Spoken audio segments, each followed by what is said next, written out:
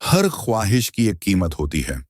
सवाल यह है कि तुम चुकाने के लिए तैयार हो या नहीं। सिया और निशा, दो सहेलियां जो अपनी मेहनत की कमाई से शहर में एक नया फ्लैट खरीदती हैं। उनके लिए यह सिर्फ एक घर नहीं, बल्कि उनके सपनों की नई शुरुआत थी। हंसी खुशी के बीच वे अनजान थीं कि जिस जगह को वे अपना आशियाना बना रही थीं, वहां अतीत के अंधेरे साए पहले से मौजूद थे। सब कुछ सामान्य था, जब तक कि उन्हें एक पुराना लाल आईना नहीं मिला। यह कोई साधारण आईना नहीं था। इसके भीतर एक रहस्य छुपा था, एक भयावह सच्चाई। यह इच्छा पूर्ति आईना था जो इंसान की सबसे गहरी ख्वाहिश को पूरा कर सकता था। लेकिन हर पूरी हुई ख्वाहिश की कीमत थी एक बलि। नमस्कार मेरे प्यारे दर्शकों, मैं हूं प्रवीण और आप सुन रहे हैं हॉरर कहानी। दोस्तों, आज की कहानी को शुरू करने से पहले मेरी आपसे एक गुजारिश है कि अगर आपको वीडियो अच्छी लगे तो चैनल को कृपया करके जरूर सब्सक्राइब करें, क्योंकि आपका यह छोटा सा सहयोग हमें आपके लिए ऐसी ही कहानियां लाने के लिए प्रोत्साहित करता है। तो आपका ज्यादा समय ना लेते हुए कहानी को शुरू करते हैं। मेरा नाम सिया वर्मा है। मैं एक प्रॉपर्टी डीलर थी। मैंने हाल ही में एक प्रॉपर्टी बेची थी। प्रॉपर्टी बेचने पर मुझे कुछ पैसे कमीशन मिले थे। उन पैसों से मैंने और मेरी फ्रेंड निशा ने मिलकर फ्लैट का टोकन लिया था। मुझे शांत जगह पसंद है, इसलिए मैंने एक शांत और खाली जगह पर रूम लिया। और निशा कॉल सेंटर में काम करती थी, अपने परिवार से अलग थी। आसपास ज्यादा कोई घर नहीं था, बहुत दूरी दूरी पर घर और बिल्डिंग थी। मुझे फ्लैट बहुत पसंद आया। छठे फ्लोर पर मैंने रूम लिया। 2 बेडरूम, हॉल और किचन रूम था, इसलिए मैंने जल्द ही शिफ्ट करने का सोचा। अगले सप्ताह हम दोनों ने वहां शिफ्ट किया। अंदर जाते ही एक अजीब सी बदबू मेरी नाक में आने लगी। बेचैनी सी होने लगी। निशा ने कहा, अरे यार, ये बदबू किसकी है? क्या पता, चल कर देखते हैं। निशा बोली, हाँ चल। हम बालकनी तक गए। हमें लगा शायद कोई कुछ जला रहा है। हमने सारी खिड़कियां और दरवाजे बंद कर दिए। शाम के 5 बज रहे थे। बदबू तो फिलहाल चली गई। घर शिफ्ट करने के बाद हम थक गए थे, इसलिए हमने सोचा बाहर से कुछ मंगवा लेते हैं। हमने चिकन राइस मंगवाया।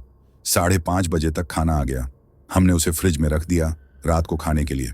6 बज गए। अचानक से ही बारिश होने लगी। मिट्टी की भीनी महक आ रही थी। निशा टीवी देख रही थी। मैं बालकनी में भीनी खुशबू का मजा ले रही थी। अचानक मुझे लगा मेरे पीछे कोई है। मैंने पीछे मुड़कर देखा, पर वहां कोई नहीं था। मेरे दिल को तसल्ली तो मिली, पर पता नहीं क्यों कुछ खटक रहा था, जैसे कुछ गलत होने वाला हो। अचानक निशा के चिल्लाने की आवाज आई। मैं डर गई। मैं दौड़कर उसके पास गई। मैंने देखा वह हॉरर मूवी देख रही थी। मैंने कहा, क्यों चिल्ला रही है? निशा बोली, डरावना सीन आ गया था। डर लगता है तो देखती क्यों है? निशा बोली, डर के आगे जीत है यार, उसने मजाक के लहजे में कहा। मैंने कहा, चल खा लेते हैं। निशा बोली, तू खाना निकाल, मैं आती हूं। हम दोनों ने मिलकर खाना खाया। निशा सो गई थी, पर मैं कंप्यूटर पर काम कर रही थी। अचानक कुछ खटखट की आवाज आई। पहले तो मुझे लगा पास के फ्लैट से आवाज आ रही है, फिर आवाज तेज हुई। अब मैं डर के पहले की अवस्था में थी। मैंने साहस करके आवाज का पीछा किया। मैं दबे पांव रूम से बाहर निकली। आवाज घर के दूसरे रूम से आ रही थी। पहले सोचा कि निशा को जगाऊं, फिर सोचा कि पहले खुद इसकी जांच कर लूं। मैंने रूम का दरवाजा खोला। वो आवाज अलमारी के अंदर से आ रही थी। डर के मारे पैर वहीं जम गए। मन में बस एक ही सवाल था, कदम आगे बढ़ाऊं या नहीं। अब मैं पसीने से भीग चुकी थी। मैंने हिम्मत जुटाकर अलमारी के पास गई। मैंने झट से अलमारी का दरवाजा खोला, पर आवाज अभी भी आ रही थी। मैं असमंजस में थी और डरी हुई भी। मैंने महसूस किया कि आवाज अलमारी के दूसरी तरफ से आ रही है। अब डर के साथ साथ जिज्ञासा भी मन में उठी कि आखिर अलमारी के उस पार क्या है। मैंने अलमारी की दीवार पर दस्तक दी। तभी अचानक आवाज रुक गई। मैंने महसूस किया कि अलमारी के उस पार कोई खाली जगह है, इसलिए मैंने उसे खोलने की कोशिश की। तभी मेरी नजर दीवार के एक कोने में बनी की होल, चाबी डालने की जगह पर पड़ी। मैं चौंक गई। अलमारी के अंदर दरवाजा।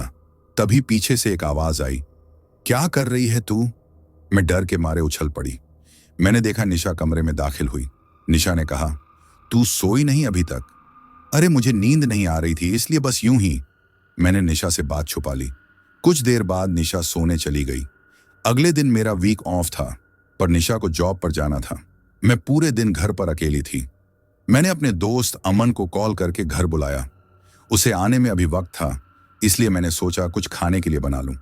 मैं रसोई में गई और पास्ता बनाने लगी। मेरे दिमाग में कल रात की बात घूम रही थी। मैंने सोचा मुझे फिर से उस अलमारी को देखना चाहिए। मैं उस कमरे की तरफ बढ़ी। तभी मेन डोर की बेल बजी। मैंने दरवाजा खोला। अमन बाहर खड़ा था। मैंने उसे अंदर बुलाकर बैठने को कहा। अमन, हे सिया, क्या हालचाल? मैंने कहा। बस कल शिफ्ट हुई हूं। मैंने पास्ता बनाया है, खाओगे? अमन, हाँ क्यों नहीं, शौक से। मैं अभी लाती हूं। कुछ देर बाद मैंने नाश्ता लगाया। हम दोनों ने मिलकर नाश्ता किया। मैंने उसे कल रात के बारे में सारी बात बताई। अमन बोला, मैं उस अलमारी को देखना चाहता हूं। मैंने कहा, ठीक है। मैंने दरवाजा खोला और उसे की होल दिखाने लगी, पर मेरी आंखें खुली की खुली रह गई। वहां की होल थी ही नहीं। अमन बोला, कहाँ है की होल? मैंने कहा, अरे यही था, सच्ची। अमन बोला, कहाँ? अमन ने कहा, तुम बहुत काम करती हो, खुद को आराम दो। पास्ता बहुत अच्छा था। मैं चलता हूं, अपना ख्याल रखना। मैंने उसे दरवाजे तक छोड़ा। तभी मुझे एहसास हुआ कि कॉरिडोर से कोई मुझे घूर रहा था। मैं चेहरा नहीं देख पाई। अगले ही पल वह गायब हो गया। मैं कमरे में आकर बस बैठी ही थी कि फिर से वही आवाज आई। अब तो मैंने ठान लिया कि यह क्या हो रहा है, यह जानकर ही रहूंगी। रात के 9 बजे थे। मैं अलमारी के पास गई और उसे खोला। की होल अब वहां था। जैसे ही मैंने की होल को छुआ, आवाज आनी बंद हो गई। अब आवाज कहीं और से आ रही थी। मैंने आवाज का पीछा किया। आवाज रसोई की ओर से आ रही थी, एक दराज में से। मैंने वह दराज अब तक नहीं खोली थी। मैंने धीरे धीरे दराज खोली। अंदर एक लकड़ी का बक्सा रखा था, बहुत ही सुंदर, मोर की आकृति से सजा हुआ। मैंने बक्सा खोला। अंदर एक चाबी रखी हुई थी। उस चाबी पर भी मोर बना हुआ था। मुझे अलमारी का लॉक याद आया। मैं दौड़कर अलमारी के पास पहुंची, चाबी को लॉक में डाला। खटक से दरवाजा खुल गया। मैंने धीरे धीरे दरवाजा खोला और जो देखा उससे मेरी आंखें फटी की फटी रह गईं। सारा कमरा पूरी तरह से लाल था, पर रंग से नहीं, खून से। डर से मेरा बुरा हाल हो गया। अब मैं सोचने लगी कि मैं यहां क्यों आई। मेरे कदम धीरे धीरे पीछे हटने लगे। तभी मेरी नजर एक रोशनी पर पड़ी। मेरे कदम जैसे अपने आप उस रोशनी की तरफ बढ़ने लगे। मैंने देखा एक बड़े से बक्से से वो रोशनी आ रही थी। मैंने बक्से को धीरे से खोला। उसमें लाल रंग का एक सुंदर छोटा सा शीशा रखा था। मैंने उस शीशे के अंदर झांका। उसमें मैं दिख रही थी, लेकिन जैसी मैं दिखती हूं उससे कहीं ज्यादा सुंदर, जैसे मैं हमेशा से बनना चाहती थी। अचानक वह आईना बोलने लगा, मैं तुम्हें वो सब दे सकता हूं जो तुम्हें चाहिए। एक पल के लिए मैं सब भूल गई। सोचा कुछ मांग लूं, लेकिन फिर दिल ने कहा अगर कुछ गलत हो गया तो। मैंने झट से वो शीशा उठाया और उस कमरे से बाहर निकलकर अलमारी में फिर से चाबी घुमा दी। अब दिमाग में बस एक ही बात घूम रही थी, मैं क्या मांगूं? मेरा ध्यान घड़ी की तरफ गया। रात के 10 बज चुके थे, लेकिन अब तक निशा नहीं आई थी। मैंने निशा को कॉल किया। निशा ने कहा, मुझे आने में आधा घंटा लग जाएगा। मैंने कॉल काट दिया और खाने का ऑर्डर देने के लिए एक रेस्टोरेंट में कॉल किया। अब मैं टीवी देखने लगी। तभी प्यास लगी। मैं रसोई में गई और देखा वहां एक बड़ा पैकेट रखा था। मैंने उसे खोला और देखा वो खाना था जो मैंने ऑर्डर किया था। लेकिन तभी अचानक फोन की घंटी बजी। मैं डर गई। दिल जोर जोर से धड़कने लगा। मैंने कांपते हाथों से कॉल रिसीव किया। हेलो, दूसरी तरफ से आवाज आई, हम रेस्टोरेंट से बोल रहे हैं। हमारे डिलीवरी बॉय का एक्सीडेंट हो गया है, खाना नहीं पहुंचा सकते, हमें माफ कर दीजिए। कॉल कट गया। ये सुनकर मैं पूरी तरह पसीने से भीग गई। तभी दरवाजे की घंटी बजी। मैं डरते डरते दरवाजे के पास गई। बाहर निशा खड़ी थी। मुझे जैसे जान में जान आई।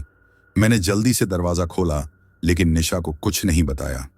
उस रात मैंने खाना नहीं खाया, बस यही सोचती रही, मेरे साथ ये सब क्या हो रहा है।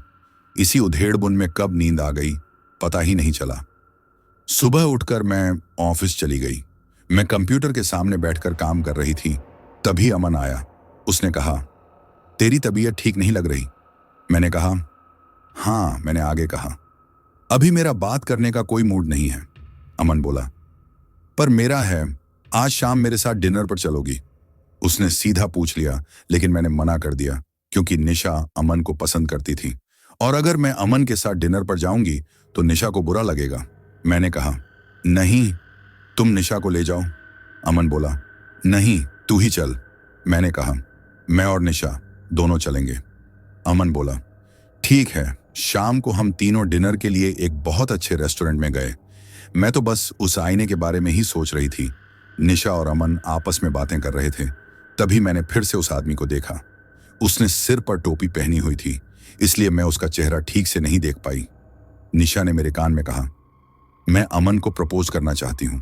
मैंने कहा, अरे ये तो बहुत अच्छी बात है, बिल्कुल देर मत कर, मैं वॉशरूम जा रही हूं।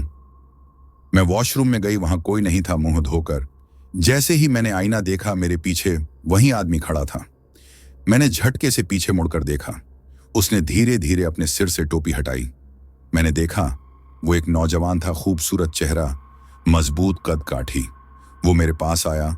उसके पास से एक अजीब सी महक आ रही थी। उसने गंभीर लहजे में कहा, उस आईने को देखकर या उसके बारे में सोचकर कोई भी इच्छा मत करना, कुछ मत मांगना उस आईने से। उसकी भारी आवाज गूंज उठी। मैं कुछ कह भी नहीं पाई और वो वहां से चला गया। मैं बस उसे जाते हुए देखती रह गई। मैं उस अजनबी से कुछ कह पाती, इससे पहले ही वह चला गया। मैं वॉशरूम से बाहर निकली, वो अजनबी बाहर कहीं भी नहीं था। मैंने देखा निशा अमन को प्रपोज कर रही थी, पर अमन ने निशा का प्यार ठुकरा दिया। मैं जल्दी से वहां पहुंची ताकि स्थिति संभाल सकूं। मैंने निशा से पूछा, क्या हुआ, बात बनी? निशा ने निराश होकर कहा, नहीं, उसने मना कर दिया। मैंने पूछा, अच्छा, क्या कहा उसने? निशा ने उदास होकर जवाब दिया, अमन कह रहा है कि वो किसी और से प्यार करता है। मैंने अमन की तरफ देखा और कहा, तो अमन, मैंने सुना तू किसी से प्यार करता है। अमन ने सिर हिलाया, हाँ, करता तो हूं। मैंने पूछा, तो कौन है वो लड़की? अमन ने धीरे से जवाब दिया, अभी तक मैंने उससे अपने प्यार का इजहार नहीं किया। मैंने हैरानी से पूछा, क्यों? अमन ने धीमी आवाज में कहा, डर लगता है कहीं दोस्ती ना खो दूं। मैंने मुस्कुराते हुए कहा, ओह, ऐसी बात है तो फिर ठीक ही है। बात करते हुए मेरी नजर रेस्टोरेंट के कांच के बाहर गई। वही अजनबी इंसान मुझे घूर रहा था। मैंने तुरंत अपना बैग उठाया और उसकी ओर भागने लगी। मुझे यह जानना था कि वह मेरा पीछा क्यों कर रहा है और वह उस आईने के बारे में क्या जानता है। मुझे अपनी ओर आता देख वह अपने बड़े बड़े कदमों से आगे बढ़ने लगा। आगे एक हाईवे था। उसी हाईवे के फुटपाथ से वह तेजी से आगे बढ़ने लगा। मैं भी उसका पीछा करते हुए उसके पीछे पीछे चलने लगी। तभी वह एक गली के सामने रुका और उसमें घुस गया। मैंने थोड़ा इंतजार किया, फिर मैं भी उसके पीछे गली में घुस गई। वह एक घर में दाखिल हुआ। घर बाहर से साधारण दिख रहा था, लेकिन गली में माहौल अजीब सा था। शाम भी हो चुकी थी। वह घर के अंदर रुक गया। मैं घर के बाहर खड़ी उसका इंतजार कर रही थी कि वह बाहर आएगा तो मैं अपने सवालों का जवाब लूंगी। काफी देर खड़े रहने के बाद भी वह बाहर नहीं आया। करीब 10 मिनट बीत गए तो मैंने सोचा कि मुझे खुद घर के अंदर जाना चाहिए। मैंने दरवाजा खटखटाया, पर 2 मिनट खड़े रहने के बाद भी कोई जवाब नहीं मिला। मैंने दरवाजा जोर से खटखटाया तो दरवाजा खुल गया, पर दरवाजे के उस पार कोई नहीं था। मैं अंदर गई। अंदर सिर्फ एक सीढ़ी थी जो ऊपर जाने का रास्ता दिखा रही थी। घर में और कोई कमरा नहीं था। मैं धीरे धीरे सीढ़ियों पर चढ़ने लगी, पर मुझे अजीब सी घबराहट हो रही थी। क्या मुझे मेरे सवालों के जवाब मिलेंगे? यह सोचते हुए मैं ऊपर पहुंची। ऊपर एक बड़ा सा रूम था, लेकिन वहां कोई नहीं था। सामने एक बंद कमरा था जिसका दरवाजा लगा हुआ था। मैंने धीरे से दरवाजा खोला और जैसे ही मैंने अंदर झांका, वही अजनबी जैकेट पहने मेरे सामने खड़ा था। उसने मेरी ओर देखा और कहा, आओ, बैठो, मैं तुम्हारा इंतजार कर रहा था। मैंने उसकी आंखों में देखते हुए कहा, मुझे मेरे सवालों के जवाब चाहिए। उसने कहा, हाँ, मुझे पता है तुमने क्या जानना है। मैंने कहा, तो पहले यह बताओ कि तुम उस आईने के बारे में क्या जानते हो, या फिर उस कमरे के बारे में जहां अलमारी के पीछे पूरा खून से लथपथ कमरा है, उसके बारे में क्या जानते हो? वह आदमी पहले मुस्कुराया, फिर गंभीर होते हुए कहा, तुम्हें दूर रहना चाहिए। मैं बस एक ही बात कहूंगा, जितनी जल्दी हो सके वह कमरा छोड़ दो। मैंने कहा, मैं क्यों छोड़ दूं अपना घर? मुझे बस यह जानना है कि तुम उस आईने और उस कमरे के बारे में क्या जानते हो। अजनबी आदमी ने कहा, मेरा नाम विक्रम है। जिस फ्लैट में तुम रहती हो वहां वो रहती है, जहां सब आते भी उसकी मर्जी से हैं और जाते भी उसकी मर्जी से। तुम्हारे वहां रहने से पहले एक लड़की वहां रहती थी जो बहुत सुंदर थी लेकिन अनाथ थी। उसका नाम अंजलि था। अनाथ होने की वजह से लोग उसे ताने मारते थे, पर वह सब सहती थी। उसे किसी से कोई मतलब नहीं था। एक दिन अचानक छोटे छोटे बच्चे गायब होने लगे। उस बिल्डिंग के भी कुछ बच्चे लापता हुए। सबने उस बेचारी पर इल्जाम लगा दिया। जब उसके घर की तलाशी ली गई तो वहां हर जगह सिर्फ खून ही खून था। वह कहती रही कि उसका कोई दोष नहीं है, पर किसी ने उसकी बात नहीं मानी। बच्चों के गायब होने की खबरें आज भी कायम हैं और वह अभी भी जेल में है। उस घर में जो आईना तुम्हारे पास है, उसे जो भी देखता है वह अंजलि के वश में आ जाता है और बच्चों की हत्या करने लगता है। बेहतर होगा वह आईना तुम मुझे दे दो, मैंने कहा। मैं कैसे मानूं कि तुम सच कह रहे हो? विक्रम बोला। तुम्हें विश्वास करना ही होगा, मैंने कहा। तुम ये सब कैसे जानते हो? विक्रम बोला। मैं नीचे वाली मंजिल पर रहता हूं इसलिए। अंजलि ने तुम्हें चुनकर सही ही किया, मैंने कहा। क्या? मैंने तो तुम्हें कभी नहीं देखा, विक्रम ने कहा। अब तुम्हें घर जाना चाहिए। उसने मुझे धक्का देकर वहां से निकाल दिया। मैं वहां से चली आई, पर मन में हजारों नए सवाल थे जिनका जवाब मुझे जल्द से जल्द ढूंढना था। पर मुझे क्या पता था कि आगे मेरे साथ और भी बहुत कुछ बुरा होने वाला था, कुछ ज्यादा खतरनाक। विक्रम ने मुझे धक्के मारकर अपने घर से निकाल दिया। मुझे बहुत बुरा लगा। मेरे मन में आया कि मैं उसे 2 चांटे खींचकर मार दूं, लेकिन मुझे अपने सवालों के जवाब जानने थे, क्योंकि मैंने अपनी मेहनत की कमाई से यह घर लिया था। इसलिए मैं उस घर को छोड़ नहीं सकती। मुझे जानना है कि मेरे घर में जो है वह मेरे लिए कितना खतरनाक है। मैं चुपचाप वहां से चली गई। मैं घर पहुंची। मैंने देखा निशा मुझे बहुत आश्चर्य से देख रही थी। मैंने पूछा, क्या हुआ? निशा बोली, तू ऐसे भागकर कहां चली गई? मैंने कहा, कुछ जरूरी काम याद आ गया था, इसलिए भागकर चली गई। अच्छा मेरी बात छोड़, तू बता, अमन ने क्या कहा? निशा बोली, मुझे अब अमन में कोई इंटरेस्ट नहीं है। मैंने पूछा, क्यों? निशा ने कहा, बस ऐसे ही, और तू भी उससे ज्यादा बात मत किया कर। मुझे थोड़ा अटपटा सा लगा कि अचानक से निशा ऐसा क्यों कह रही है। निशा बोली, वो थोड़ा अलग टाइप की लड़की को पसंद करता है, मॉडल टाइप की लड़की, जैसे तू है।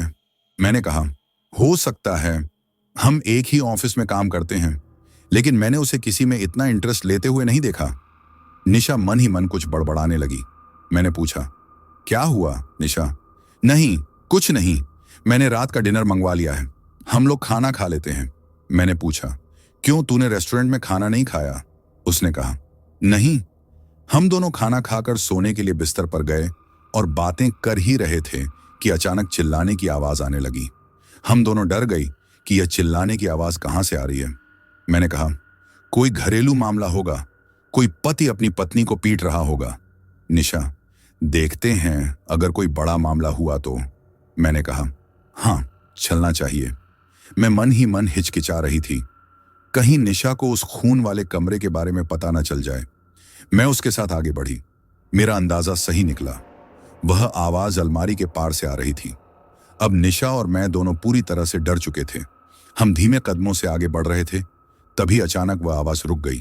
निशा ने कहा, हमें अलमारी खोलनी चाहिए। मैंने कहा, हाँ। मैं जानती थी कि उसे अलमारी के पीछे के दरवाजे के बारे में कुछ नहीं पता। निशा ने अलमारी खोली। वहां सिर्फ कपड़े रखे थे और कुछ नहीं था। हम अलमारी बंद करने ही वाले थे कि अचानक किसी के रोने की आवाज आने लगी। दर्द से कोई रो रहा था। मैंने कहा, नहीं, शायद पीछे वाले घर में झगड़ा हो रहा है। निशा बोली, पर इसके पीछे तो कोई घर है ही नहीं, या फिर कोई कमरा भी नहीं है। मैंने कहा, तो कोई नीचे चिल्ला रहा होगा, पर हम इतना क्यों सर दर्द ले रहे हैं? निशा ने अलमारी के सारे कपड़े निकालकर फेंक दिए। उसे वहां की होल नजर आया। उसने चाबी ढूंढने की कोशिश की, पर उसे नहीं मिली। मैंने चाबी को एक लॉकेट की तरह इस्तेमाल किया था। उसकी नजर उस लॉकेट पर चली गई। निशा ने कहा, मुझे तेरा लॉकेट चाहिए। अब मैं पूरी तरह से डर गई कि उसे कहीं कुछ पता तो नहीं चल गया। मैंने कहा, कुछ नहीं है, ये सिर्फ एक लॉकेट है। निशा, फिर भी अगर ये सिर्फ लॉकेट है तो तुम मुझे दे दो, मैं चेक करना चाहती हूँ। मुझे लॉकेट उसे देना पड़ा। जैसे ही उसने लॉकेट की होल में डाला, रोने की आवाज रुक गई और लॉक भी खुल गया। हम अंदर जाने लगे दरवाजा खोलकर, पर अब उस रूम में कहीं भी खून नहीं था। पूरा कमरा बिल्कुल साफ था। बस सामने एक टेबल पर रखी हुई वीडियो क्लिप थी। मैं चौंक गई कि पहले तो यहाँ कुछ नहीं था। मैंने कहा, हमें यह सब नहीं करना चाहिए, किसी और की चीज है, हमें इसे नहीं छूना चाहिए। निशा गुस्से में बोली, तू सब जानती थी, फिर भी तूने नहीं बताया। मैंने कहा, नहीं, ऐसी बात नहीं है, मैं नहीं चाहती थी कि तू परेशान हो। निशा, हम दोनों बचपन से दोस्त हैं, तूने ऐसा क्यों किया? मैंने कहा, ठीक है, अगर मुसीबत आई है तो हम दोनों मिलकर सामना करेंगे। हम दोनों वीडियो टेप के पास गए, टेप उठाई और उस कमरे से बाहर निकल गए। बाहर आने से पहले मैंने एक बार फिर पीछे मुड़कर देखा। अभी भी रूम बिल्कुल साफ था, कोई खून के दाग धब्बे नहीं थे। बाहर आकर हमने वीडियो क्लिप चलाई। हमने देखा एक लड़की इस घर में आ रही थी। वह अलमारी असल में अलमारी नहीं थी, उसने इसे एक कारपेंटर की मदद से बनवाया था ताकि किसी को कुछ पता ना चले। जैसे ही वह अंदर गई, अंदर का नजारा देखकर हम दोनों डर के मारे सन्न रह गए। हम दोनों की आंखें फटी की फटी रह गईं। हम डर से पसीने पसीने हो चुके थे। शायद हमें यह नहीं देखना चाहिए था, या फिर हमें वह वीडियो क्लिप वहां से नहीं लेनी चाहिए थी, पर अब हम पीछे नहीं हट सकते थे। हमने वीडियो को आगे देखने का फैसला किया। स्क्रीन पर वह औरत उस कमरे के अंदर बढ़ रही थी। दीवारों पर चारों तरफ खून बिखरा हुआ था। कमरे के बीचों बीच एक लकड़ी रखी थी। ऐसा लग रहा था जैसे किसी को बलि देने के लिए बनाई गई हो। वह औरत आगे बढ़ी और उसने एक मुर्गे को पकड़ा, उसकी गर्दन लकड़ी के खांचे में डाली और ऊपर से एक भारी भरकम लोहे की छड़ गिरा दी। अगले ही पल एक धारदार तलवार चमकी मुर्गे की गर्दन उसके शरीर से अलग हो चुकी थी। हम दोनों सिहर उठे। मन किया कि इस वीडियो को बंद कर दें, पर फिर भी हमने खुद को रोका। वीडियो में आगे वह औरत एक बड़े तारे के बीच बैठ गई। चारों तरफ तेल के दिए जल रहे थे। वह मंत्र बड़बड़ाने लगी और तभी उसके सामने एक काली परछाई उभरने लगी। हम दोनों सांस रोके स्क्रीन को देख रहे थे। वह छाया अब पूरी तरह से आकार ले चुकी थी। छाया ने कड़कती आवाज में पूछा, तुझे क्या चाहिए?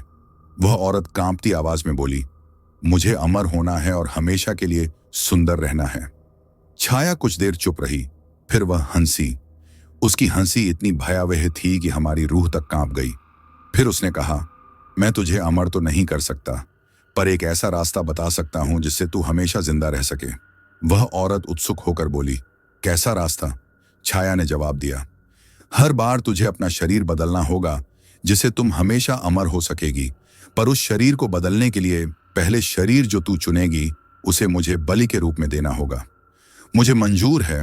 उसने कहा कि मैं जल्दी एक ऐसी लड़की का इंतजाम करूंगी। वह छाया गायब हो गई। उस औरत ने सारे खून के दाग साफ कर दिए। वीडियो क्लिप खत्म हो जाती है, पर हमें यह नहीं समझ में आ रहा था कि हमें यह वीडियो क्यों दिखाई गई है, या फिर उसने यह वीडियो क्यों बनाई। मैंने कहा कि मैं एक लड़के को जानती हूं जो इस बारे में जानता है और वही हमें कुछ मदद कर सकता है।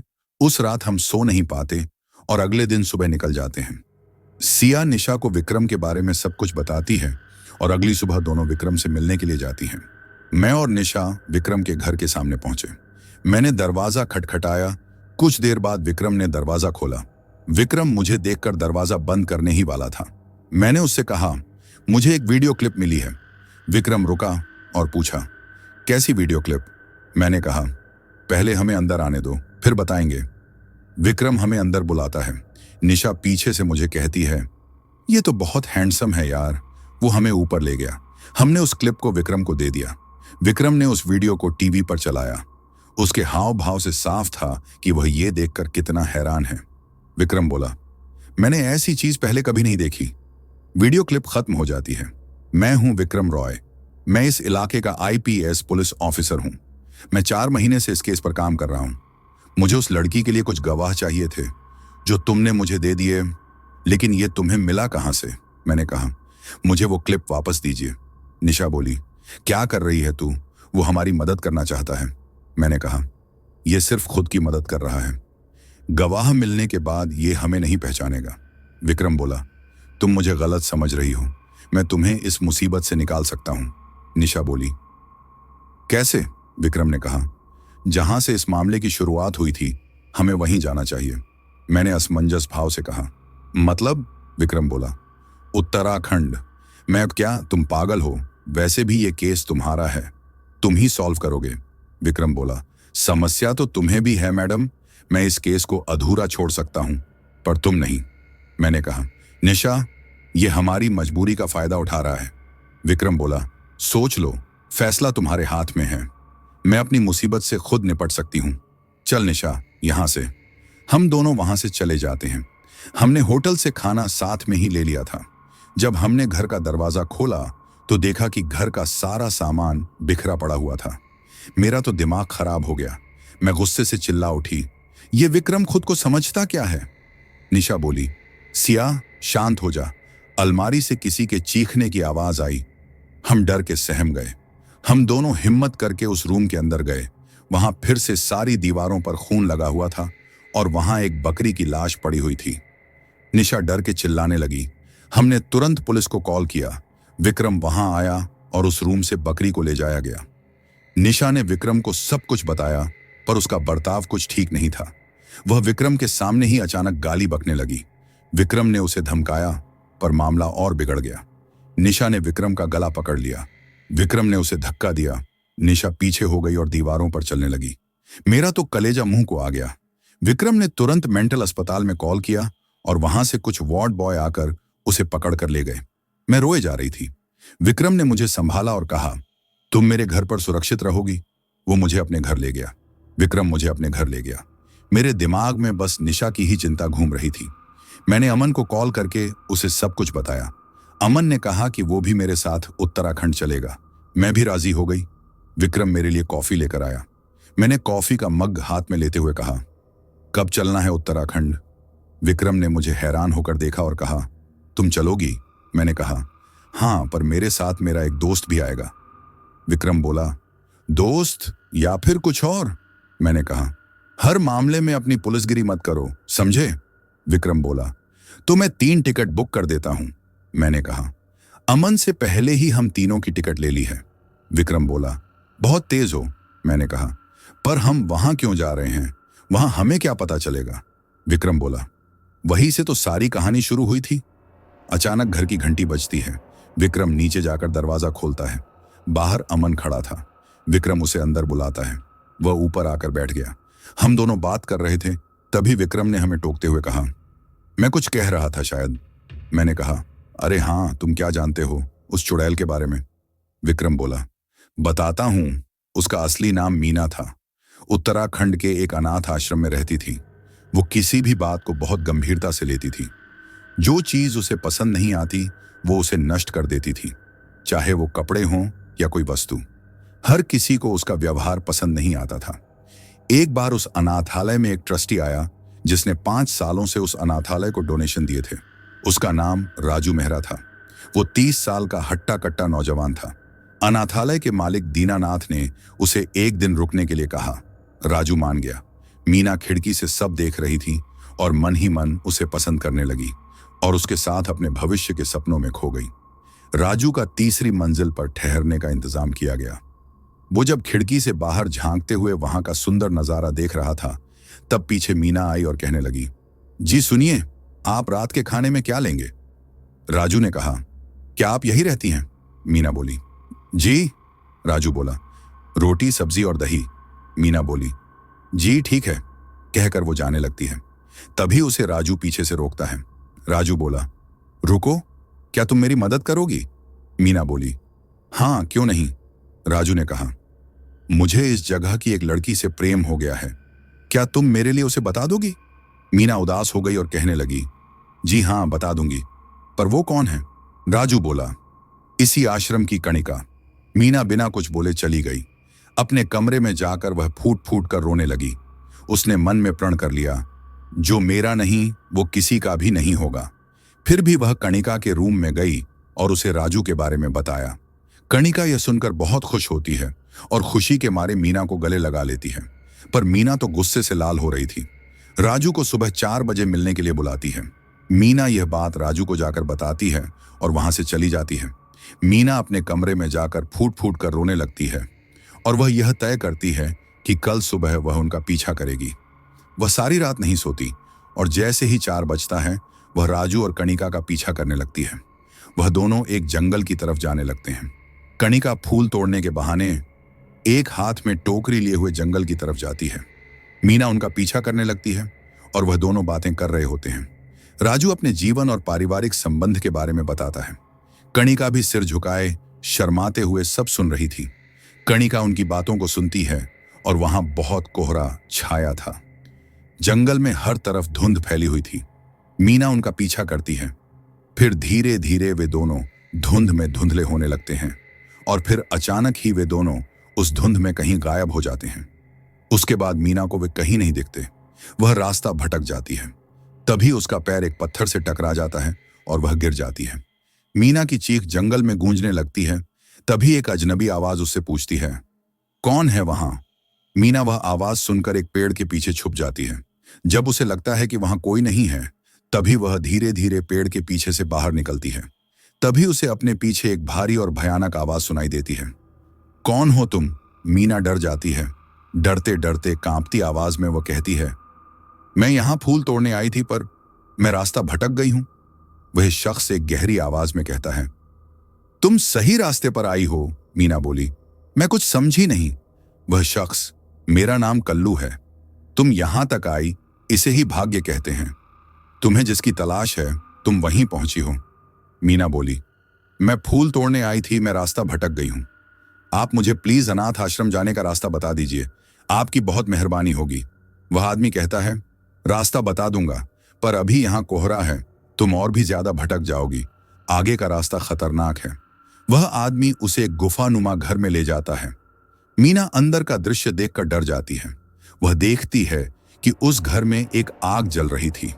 उस आग के आसपास इंसानी कंकाल रखे हुए थे और एक सितारे का निशान बना हुआ था, लाल रंग का सितारे का निशान, और चारों तरफ अलग अलग तरह के अजीबोगरीब निशान बने हुए थे। ऐसा लग रहा था जैसे वहां काला जादू किया जाता हो। दीवारों पर छोटी छोटी गुड़ियां लटकी हुई थीं। मीना यह सब देखकर बुरी तरह डर जाती है। उसका सिर से लेकर पैर तक पसीने से भीग जाता है। वह बस वहां से भागना चाहती थी। वह शख्स बोलता है, मैं तुम्हें कोई नुकसान नहीं पहुंचाऊंगा। मीना बस चुपचाप बैठ जाती है। लगभग 5 बजे के बाद कल्लू उसे घर जाने का रास्ता बताता है और वह वहां से चली जाती है। मीना जब घर से थोड़ी दूरी पर पहुंचती है तो वह तेजी से आश्रम तक दौड़ती है और सीधे अपने कमरे में चली जाती है। वह सोच रही थी कि मैंने अभी अभी क्या देखा, क्या मुझे यह किसी को बताना चाहिए या नहीं। यह सोचते हुए वह कुछ पल के लिए राजू के बारे में भूल जाती है। खिड़की के सामने खड़ी होकर वह राजू और कणिका को आते हुए देखती है। सारा दिन मीना अपने कमरे में ही रहती है। शाम को किसी के बुलाने पर मीना नीचे जाती है। वह देखती है कि सब लोग एक कमरे में इकट्ठा हैं। राजू कहता है, मैं आप सबसे कुछ कहना चाहता हूं। मीना कमरे में जाती है और देखती है कि वहां काफी सारे लोग मौजूद हैं। राजू ने सबका ध्यान अपनी ओर खींचा और कहा, मैं कणिका से शादी करना चाहता हूं। सभी लोग और कणिका यह सुनकर बहुत खुश थे। कणिका के चेहरे पर खुशी साफ झलक रही थी, लेकिन मीना को यह सब बहुत अजीब लग रहा था। कोई इतनी जल्दी शादी का प्रस्ताव कैसे रख सकता है? यह सोचकर भी उसने कुछ नहीं कहा। मीना सब सुनकर अपने कमरे में वापस चली गई और ना चाहते हुए भी सोचने लगी, मुझे कल्लू से मदद लेनी चाहिए। मीना अगली सुबह फिर 4 बजे उठी और उसी जंगल की तरफ गई। वहां पहुंचकर उसने अपनी तकलीफ कल्लू को बताई। मैं राजू से प्यार करती हूं, लेकिन वह किसी और लड़की से शादी करना चाहता है। मीना कहती है, मुझे कोई भी उपाय बताइए जिससे मैं राजू को कणिका से दूर रख सकूं। कल्लू कुछ सोचने लगता है। मीना भी सोच में डूब जाती है कि पता नहीं उसे अब क्या करना पड़ेगा। कल्लू उसे एक लाल आईना देता है। आईने पर रंग पूरी तरह से लाल था। मीना उसे हाथ में लेती है। कल्लू उसे बताता है, इस आईने के सामने रखकर तुम अपनी कोई भी इच्छा मांग सकती हो, पर सावधान, तुम्हें बदले में कुछ देना भी होगा। मीना डरते हुए पूछती है, क्या देना पड़ेगा? कल्लू कहता है, इस आईने को तुम्हारा खून चाहिए, वरना यह तुम्हारी मदद नहीं करेगा। मीना डरते हुए कहती है, मैं तैयार हूं। वह अपना अंगूठा काटकर कुछ खून की बूंदें उस आईने में डालती है। आईने से काला धुआं निकलने लगता है। मीना के हाथ कांप रहे होते हैं। वह बहुत डरी हुई थी। वह काली परछाई उसे कहती है, मांग, क्या मांगना चाहती है? मीना कहती है, मैं राजू और कणिका को हमेशा के लिए अलग करना चाहती हूं और राजू सिर्फ मेरा हो जाए। काली परछाई कहती है, ऐसा ही होगा, पर उसके लिए तुम्हें मुझे कणिका की कोई वस्तु देनी होगी जिससे मेरा काम आसानी से हो जाएगा। मीना ऐसा ही करती है। वह अपने साथ उस आईने को ले जाती है और 4 दिन बाद न मीना का कुछ पता था, न कणिका का और न ही राजू का। तीनों लापता थे। विक्रम ने लंबी सांस लेते हुए कहा, सुना है उन 4 दिनों में अनाथ आश्रम में कुछ असाधारण घटनाएं हुई थीं। विक्रम कहते कहते रुक जाता है। सिया बोली, क्या हुआ? तुम रुक क्यों गए? विक्रम ने कहा, इसके आगे की कहानी मुझे नहीं पता। वही जानने के लिए हम उत्तराखंड जा रहे हैं। सिया बोली, तुम्हें यह सब कैसे पता? अमन बोला, हाँ, तुम्हें कैसे पता? विक्रम ने बताया, जो भी मैंने कहा वो सब कल्लू का बयान है। अमन बोला, तो कल्लू अभी हिरासत में है? विक्रम ने कहा, हाँ, रात बहुत हो गई है, सो जाते हैं, कल निकलना है। अगले दिन तीनों अपना बैग तैयार करके निकल पड़ते हैं। ट्रेन रात 8 बजे की थी। ट्रेन अपने ठीक समय पर आती है और वे लोग ट्रेन में सवार हो जाते हैं। खाना खाने के बाद वे तीनों सो जाते हैं। सिया की आंख सुबह 8 बजे खुलती है। वे लोग गांव में उतरते हैं, लेकिन बस के लिए 4 घंटे इंतजार करना पड़ता है। 4 घंटे बाद उन्हें एक पुरानी बस आती हुई दिखाई देती है। वे तीनों बस में बैठ जाते हैं और अनाथ आश्रम की ओर जाने लगते हैं। बस एक स्टॉप पर रुकती है। वे तीनों बस से उतरकर पैदल चलने लगते हैं। शाम के 5 बजे गए थे।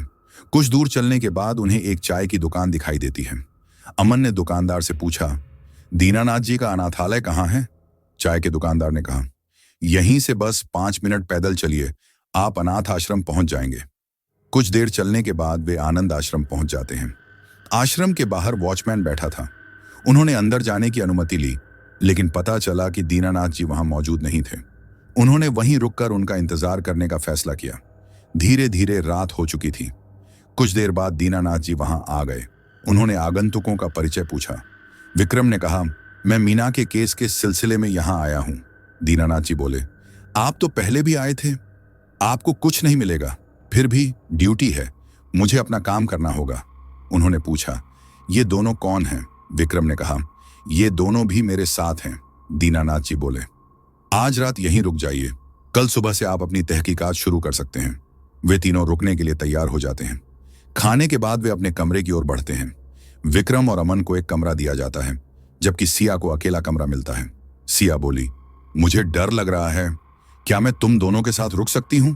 विक्रम ने कहा, हम यहीं हैं, कोई दिक्कत हो तो बस एक कॉल कर देना या फिर बुला लेना। अमन बोला, हाँ यार, टेंशन मत ले। सिया बोली, ठीक है। सिया अपने बेड पर लेटी हुई थी। उसकी नजर लाल आईने पर पड़ी। तभी उसे याद आया कि यह आईना कुछ भी मांगने पर दे सकता है, लेकिन उस परछाई का क्या जो इसमें रहती है? यही सोचते हुए उसने खिड़की से झांका। चांद की रोशनी कमरे के अंदर आ रही थी। उसने देखा कि बाहर घना जंगल है और जंगल के उस पार एक लाल मशाल जल रही है, मानो कहीं आग जल रही हो। उसे ऐसा महसूस हुआ जैसे उसके पीछे कोई खड़ा है। वह पीछे मुड़कर नहीं देखना चाहती थी, लेकिन आखिरकार हिम्मत कर पीछे मुड़ी। वहां कोई नहीं था। सिया ने लंबी सांस भरी और सोने की कोशिश करने लगी। सिया सो रही थी, लेकिन उसकी नींद एक अजीब सी आवाज से खुल गई। उसने धीरे धीरे अपनी आंखें खोली। वो आवाज अब भी आ रही थी। सिया उठकर बिस्तर पर बैठ गई और बिना लाइट जलाए ही उस आवाज का पीछा करने लगी। खिड़की से झांककर उसने देखा कि कोई मशाल जलाए हुए जंगल की तरफ जा रहा था।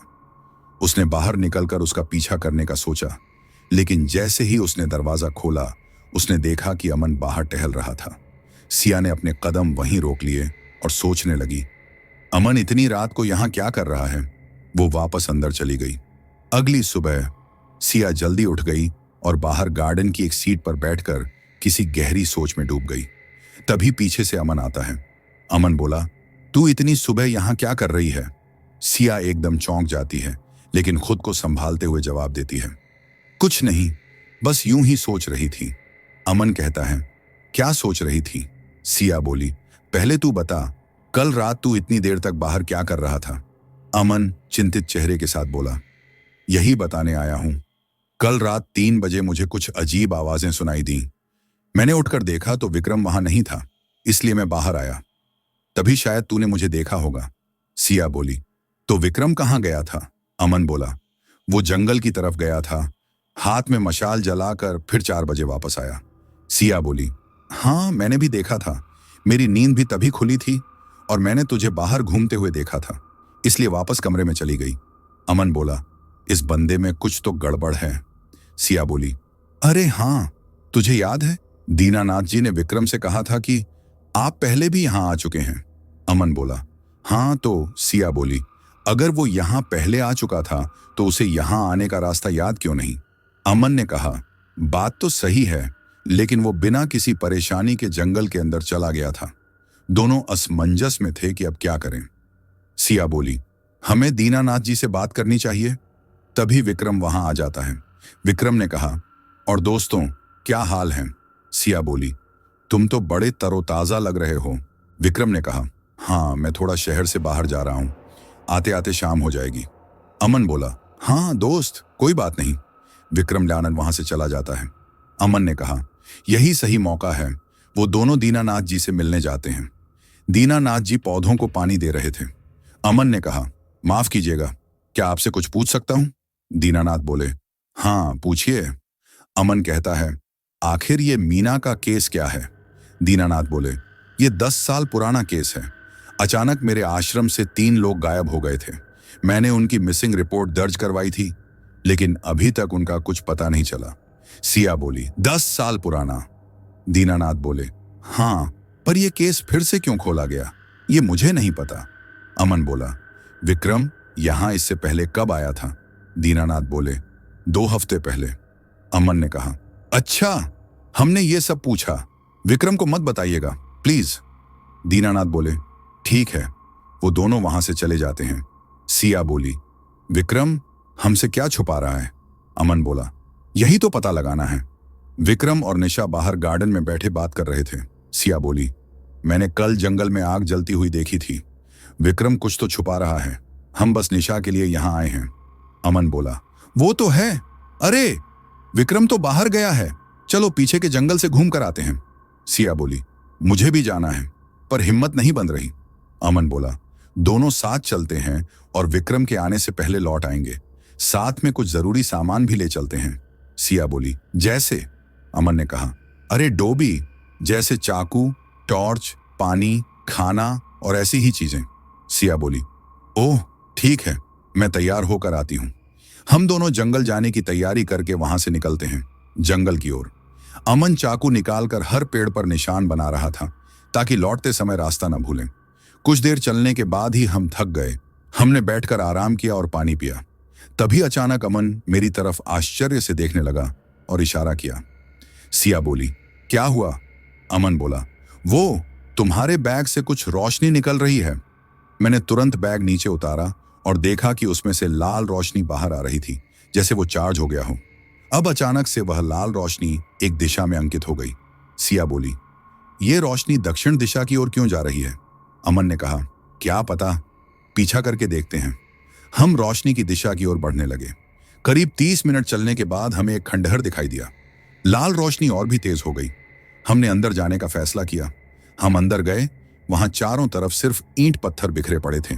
कुछ टूटी फूटी दीवारों पर अजीब से निशान बने हुए थे। हमें एहसास हुआ कि यह वही घर है जहां मीना आई थी।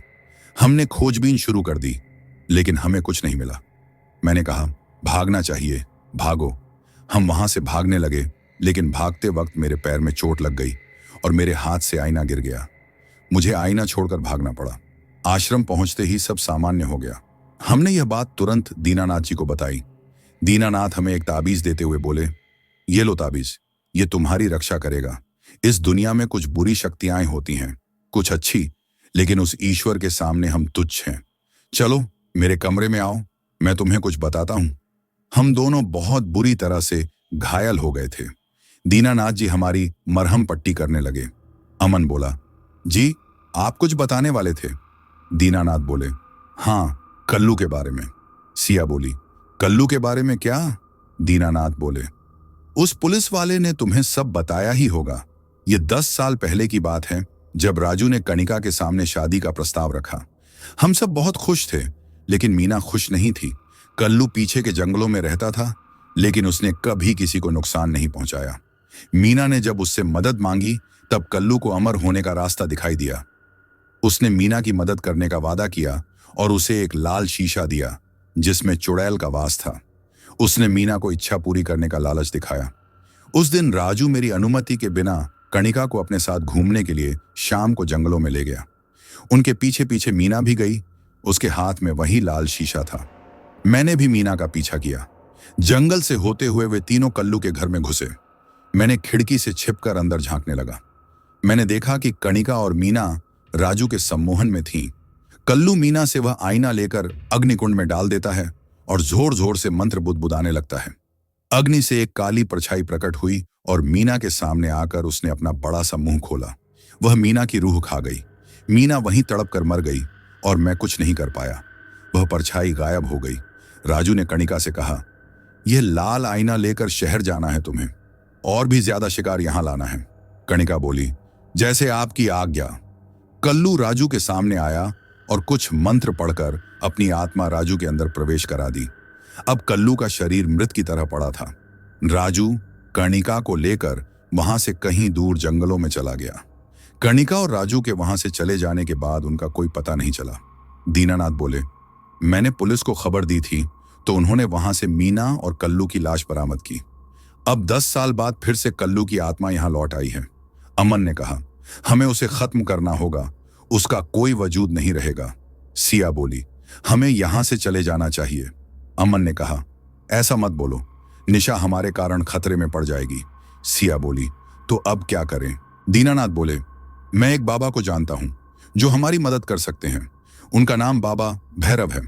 अमन ने कहा, तो फिर देर किस बात की, चलो उनके पास। तभी मुख्य दरवाजे की आवाज आती है। हमने खिड़की से झांक कर देखा कि विक्रम अंदर आ रहा है। हमने तय किया कि हम विक्रम को कुछ नहीं बताएंगे। वह अंदर आया और चारों तरफ एक अजीब सा सन्नाटा छा गया, जैसे कोई मनहूसियत आ गई हो। जैसे ही वह अंदर दाखिल हुआ, हमने देखा कि उसके हाथ में चोट लगी थी। मैं उठकर आई और परेशान होकर पूछने लगी। मैंने कहा, तुम्हारे हाथ को क्या हुआ? विक्रम बोला, कुछ नहीं, बस सड़क पर पैर फिसल गया और मैं गिर गया। अमन ने कहा, तुम्हें आराम करना चाहिए। विक्रम बोला, हाँ, मैं अपने कमरे में जा रहा हूं। मैंने बोल, तुम बाहर कहाँ गए थे? विक्रम बोला, कुछ निजी काम था और काम पूरा भी हो गया। विक्रम आराम करने चला जाता है और हम सही मौका देखकर बाबा भैरव से मिलने जाने का फैसला करते हैं। हम गाड़ी से वहां गए। घने जंगल के अंदर एक टूटी फूटी झोपड़ी थी जिसके आसपास मशालें जल रही थीं। चारों तरफ उल्लू की आवाजें गूंज रही थीं और घना अंधेरा उस जगह को और भी डरावना बना रहा था। हम दरवाजे की ओर बढ़े और आवाज लगाई, अंदर कोई है? अंदर से आवाज आई, अंदर आ जाओ। हमने दरवाजा खोला और अंदर गए। अंदर का नजारा बेहद डरावना था। मशालें जल रही थीं और झोपड़ी के बीचों बीच एक हवन कुंड रखा था। वहां एक मां श्मशान काली की मूर्ति थी। अंदर का वातावरण गर्म था और जैसे ही मां काली की मूर्ति पर नजर पड़ी, दिल की धड़कनें तेज हो गईं। बाबा भैरव की गहरी काली आंखें और सिर पर बंधी जटाएं उन्हें और रहस्यमयी बना रही थीं। उन्होंने अपनी भारी आवाज में कहा, क्या परेशानी है? मैं जानता हूं, अगर आज तुम लोग नहीं आते तो मैं खुद आश्रम जाता उस दुष्ट शक्ति को खत्म करने। अमन बोला, आप जानते हैं उसके बारे में? उसका नाम कल्लू है। बाबा भैरव बोले, हाँ, 2 हफ्ते पहले जब मैं जंगल में था तब मैंने एक बुरी शक्ति को महसूस किया। मैंने उसका पीछा किया लेकिन उसे ढूंढ नहीं पाया। पीछा करते करते मैं आश्रम तक पहुंचा। तब मैंने भांप लिया कि वह शक्ति जरूर अनाथ आश्रम में गई होगी। तुम लोग चिंता मत करो, मैं भी तुम लोगों के साथ चलूंगा। बाबा भैरव ने मां काली को प्रणाम किया, फिर एक भभूत की पोटली उठाई और कहा, चलो, आज उस दुष्ट की मृत्यु मेरे हाथों लिखी है। हम तीनों वहां से रवाना हुए और अनाथ आश्रम पहुंचे, लेकिन वहां विक्रम मौजूद नहीं था। मैंने कहा, वह जरूर जंगल की तरफ गया होगा। बाबा भैरव बोले, हमें देर नहीं करनी चाहिए, जल्दी चलना होगा। हम सब जंगल की ओर बढ़ने लगे। अभी आधा रास्ता ही तय किया था कि अचानक आंधी तूफान उठने लगे। तेज हवाएं चल रही थीं, मानो हमें रोकने की कोशिश कर रही हों। लेकिन हम रुके नहीं और कल्लू के घर की ओर बढ़ते गए। कल्लू के घर के अंदर से रोशनी आ रही थी। हमने खिड़की से अंदर झांका तो देखा, अंदर एक बड़ा सा हवन कुंड था जिसमें तेज लपटें उठ रही थीं, और वहां जो बैठा था उसे देखकर मेरा और अमन का दिल दहल गया। वहां विक्रम बैठा था। वह जोर जोर से कोई मंत्र पढ़ रहा था, जैसे किसी बुरी शक्ति का आवाहन कर रहा हो। बाबा भैरव बोले, इसे रोकना होगा, इसकी साधना लगभग पूरी हो चुकी है। बाबा भैरव झटके से अंदर घुसे और उसकी क्रिया को रोकने की कोशिश करने लगे। विक्रम खड़ा हुआ और अपनी शक्तियों का प्रदर्शन करने लगा। उसकी आंखें जल रही थीं और उसके चारों ओर एक अजीब ऊर्जा का घेरा बन चुका था। बाबा भैरव ने अपनी भभूत की पोटली निकाली और विक्रम पर फेंक दी। जैसे ही भभूत विक्रम के शरीर पर पड़ी, उसका पूरा शरीर जलने लगा। विक्रम तिलमिला उठा और गुस्से में उसने आग का एक गोला बाबा भैरव की तरफ फेंका। बाबा तुरंत झुककर बच गए। बाबा भैरव बोले, आज तू मेरे हाथ से नहीं बचेगा। विक्रम ने कहा, मैं तुझे मार दूंगा। तू मेरे सामने कुछ भी नहीं है। मेरी नजर लाल आईने पर पड़ी। मैं चुपचाप उसकी तरफ बढ़ने लगा, लेकिन तभी विक्रम की नजर मुझ पर पड़ गई। उसने अपनी शक्ति से मुझे जोर का धक्का दिया और मैं पीछे गिर पड़ा। मैं जोर से गिरी और बुरी तरह घायल हो गई। अमन तुरंत मेरी तरफ दौड़ा और मुझे संभाल लिया। मेरी नजर लाल आईने की ओर गई। उसमें से एक काली परछाई बाहर आ रही थी। विक्रम हंसते हुए बोला, मेरा मालिक आ गया है, अब वह तुम सबको नहीं छोड़ेगा। बाबा भैरव बोले, तुम दोनों मिलकर भी मेरा कुछ नहीं बिगाड़ सकते। अब वह काली परछाई अपना असली रूप लेने लगी। उसके सिर पर 2 बड़े सिंग थे, लंबे बड़े दांत और काले भयानक नाखून। वह धीरे धीरे हमारी तरफ बढ़ रही थी। अमन ने मुझे वहां से दूर ले जाकर सुरक्षित किया और खुद अंदर जाने लगा। मैंने उसे रोका, मुझे भी अंदर जाना है, पर अमन ने मना कर दिया। मैं खिड़की से सब देखने लगी। बाबा भैरव लगातार भभूत छिड़क रहे थे। हर बार जब भभूत पड़ती, काली परछाई और विक्रम थोड़ी देर के लिए कमजोर पड़ जाते, लेकिन कुछ ही क्षणों में वे फिर अपनी शक्तियों से बाबा पर हमला करने लगते। बाबा भैरव बोले, हमें उस लाल आईने को नष्ट करना होगा। जब वह काली शक्ति इसके अंदर जाएगी तो हमें उसे अंदर जाने के लिए मजबूर करना होगा। बाबा अब जोर जोर से मंत्र पढ़ने लगे। उनके मंत्रों का असर दिखने लगा। काली परछाई और विक्रम दोनों कमजोर पड़ने लगे। अब वे गुहार करने लगे, हमें छोड़ दो, जाने दो, हम यहां से दूर चले जाएंगे, नहीं तो मर जाएंगे। बाबा भैरव अब और भी जोर जोर से मंत्र पढ़ने लगे। विक्रम और काली परछाई के जैसे प्राण निकलने लगे। मंत्र के साथ साथ बाबा विभूति भी उन दोनों पर छोड़ रहे थे। मैंने चुपके से जाकर लाल आईना उठाने की कोशिश की। कोई मुझे रोक नहीं रहा था, क्योंकि वे दोनों बेहद कमजोर हो चुके थे। बाबा भैरव बोले, उस आईने को परछाई के सामने रखो। मैंने तुरंत वैसा ही किया। काली परछाई ने बाबा पर वार कर दिया। इस बार बाबा मंत्र पढ़ भी नहीं पाए, उससे पहले ही वह शक्ति उन पर हमला कर चुकी थी। मैंने हिम्मत करके लाल आईना काली शक्ति के सामने कर दिया। वह मेरी ओर बढ़ रही थी। अमन ने पीछे से आकर उसे पकड़ लिया और विभूति उसके सिर से लेकर पैरों तक डाल दी। काली शक्ति दर्द से चीख उठी। उसके शरीर से काले धुएं का एक गुब्बार निकला और हवा में विलीन होने लगा। बाबा भैरव ने मुझसे कहा, उस शक्ति के सामने खड़ी हो जाओ और आईना उसके सामने रखो। जैसे ही मैंने आईना उसके सामने किया, वह उसमें समा गई। बाबा ने झट से आईना उठाया और जमीन पर पटक कर तोड़ दिया। विक्रम भी बेहोश हो चुका था। जब उसे होश आया तो वह आश्रम में था। उसे कुछ भी याद नहीं था। हम उसे आश्रम में ही ले आए थे। विक्रम ने बताया कि वह अब तक सम्मोहन में था। उसे बस इतना याद था कि उसे सिया की बलि देकर अमन के अंदर प्रवेश करना था, लेकिन वह सफल नहीं हो पाया। विक्रम ने मुझसे और अमन से माफी मांगी। हम तीनों शहर वापस आ गए। हमने वह कमरा लीगली खुलवा दिया और निशा भी ठीक हो गई। अमन ने महसूस किया कि वह निशा के लिए क्या महसूस करता है। उसने निशा को प्रपोज किया और निशा ने उसका प्रपोजल स्वीकार कर लिया। विक्रम ने भी मुझसे माफी मांगी और फिर मुझे प्रपोज कर दिया और मैं भी मना नहीं कर पाई। तो दोस्तों, ये थी आज की डरावनी कहानी। उम्मीद है कि आपको यह कहानी पसंद आई होगी। अगर आपको हमारी स्टोरी ने डराया या रोमांचित किया तो लाइक करना ना भूलें। ऐसी ही और खौफनाक कहानियों के लिए हमारे चैनल को सब्सक्राइब करें और बेल आइकन दबाएं, ताकि आपको हर नई कहानी की अपडेट सबसे पहले मिले। मिलते हैं अगली डरावनी कहानी के साथ। तब तक अंधेरे से सावधान रहें।